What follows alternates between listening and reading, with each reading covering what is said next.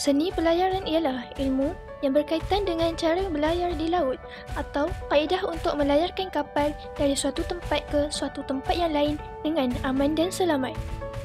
Dan ia juga berkaitan dengan seni pembuatan kapal dan berbagai bidang ilmu yang lain seperti ilmu geografi.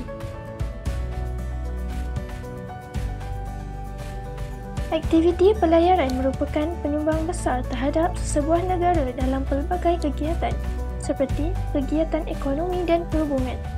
Ilmu pelayaran yang digunapakai hingga ke hari ini adalah hasil sumbangan tokoh Islam pada masa lampau.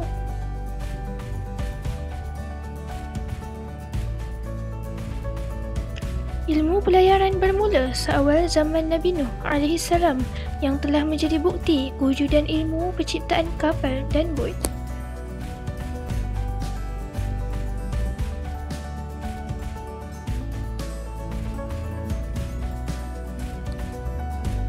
Allah telah memerintahkan kepada Nabi Nuh AS untuk membina sebuah kapal seperti dalam firman-Nya dalam Al-Quran pada surah Hud ayat ke-37 yang bermaksud,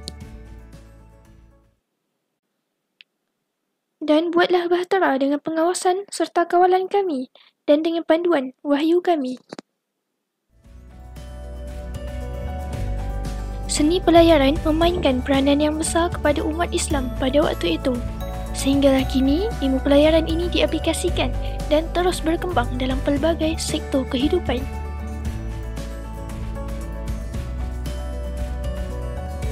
Mari kita kenali siapakah tokoh pelayaran Islam.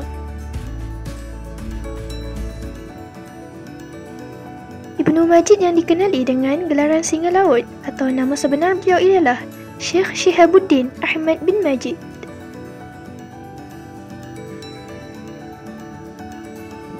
Beliau merupakan tokoh pelayaran Islam yang terkenal sekitar tahun 1507 Masihi kerana memiliki ilmu dan kemahiran yang mendalam dalam bidang pelayaran dan perkapalan sejak beliau berusia seawal 17 tahun.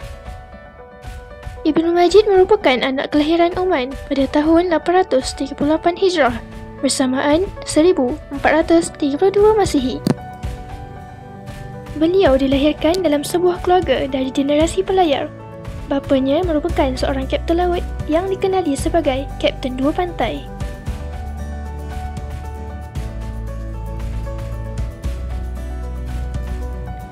Beliau telah menggariskan beberapa prinsip dalam ilmu pelayaran. Antaranya ialah stesen bulan atau disebut sebagai rumah lunar merupakan segmen gerhana yang melintasi bulan pada orbitnya untuk mengelilingi bumi. Konsep ini digunakan sebagai sistem kalender.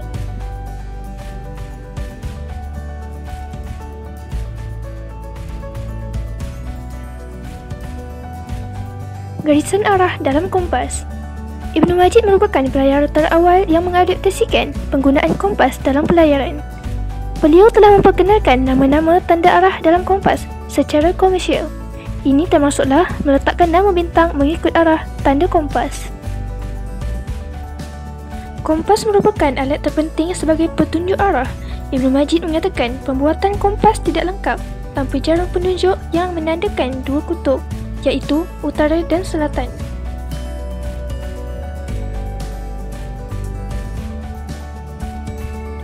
Seterusnya, Al-Basyiat. Al-Basyiat merupakan hal yang berkaitan dengan ukuran ketinggian, latitude, perjalanan matahari, bulan, angin dan musim-musimnya, musim lautan dan peralatan kapal. Selain itu, Ibnu Majid juga turut menyumbangkan ilmunya melalui karya penulisan beliau. Kitab Al-Fawaid fi Usul Ilm Al-Bahri wal Qawaid. Kitab ini merupakan rujukan terpenting dalam bidang pelayaran. Karya ini menjelaskan tentang sejarah dan prinsip serta amalan dalam pelayaran. Antara perbincangan lain ialah mengenai laluan pelayaran, kedudukan bulan, pergerakan matahari, perbezaan cara berlayar di pelbagai perairan, kedudukan bintang, jenis-jenis kompas, laut dalam, Lautan Hindi dan garisan lintang beberapa pelabuhan di Lautan Hindi dan Lautan Cina Selatan. Dalam kitab Al-Fawaid ini juga, Ibnu Majid turut menyebutkan tentang beberapa kesilapan yang terdapat pada kapal-kapal yang digunakan oleh para pelaut pada zaman era Abbasiyah. Hawiyah al-Ikhtisar fi Usul Ilm al-Bihar. Antara kandungan kitab ini ialah mengenai ilmu falak, ilmu bahasa dan ilmu tentang bintang. Urjuzah Qiblat Al-Islami fi Jami' Dunia, sebuah karya yang dihasilkan pada tahun 893 Hijrah, merupakan sebuah karya yang berbentuk puisi. Karya ini adalah suatu penerangan mengenai kaedah dalam menentukan kiblat dari mana-mana kedudukan sekalipun, sama ada di darat maupun di laut. Urjuzah Kanzul Mu'allimah, sebuah kitab yang menyentuh tentang perbendaharaan ilmu pelayaran dan sains laut, serta ilmu mengenai bintang dan planet. Al-Qasidah Al-Makiyah, sebuah kitab yang mengandungi 172 rangkap puisi yang menjelaskan dengan terperinci tentang laluan laut bermula dari Jeddah hingga ke Hormuz. Sumbangan Ibnu Majid dalam bidang pelayaran ini telah dimanfaatkan secara meluas termasuk oleh kaum barat. Karya penulisan beliau turut diterjemahkan kepada pelbagai bahasa sebagai rujukan.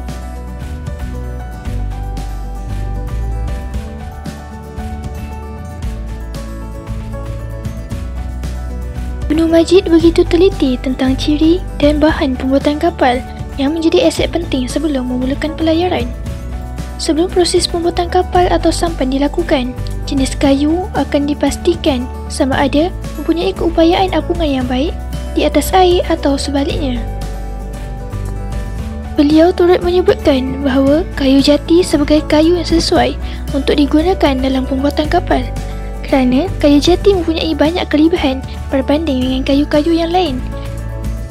Kayu jati dapat bertahan walau berusia ratusan tahun.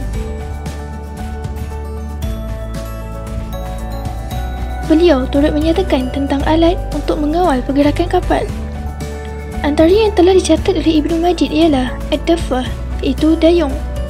Dayung ialah alat yang digunakan untuk menggerakkan kapal atau perahu.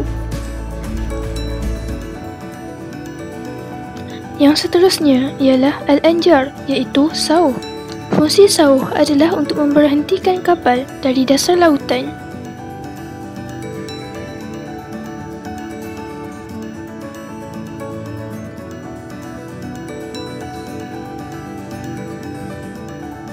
Kesimpulannya, jelaslah bahawa seni pelayaran ini mula dicetuskan oleh tokoh ilmuwan Islam terlebih dahulu berbanding Barat. Tokoh ilmuwan Islam telah mengkaji dan meninggalkan sumbangannya kepada generasi seterusnya hingga kini, sehingga melahirkan ramai ilmuwan.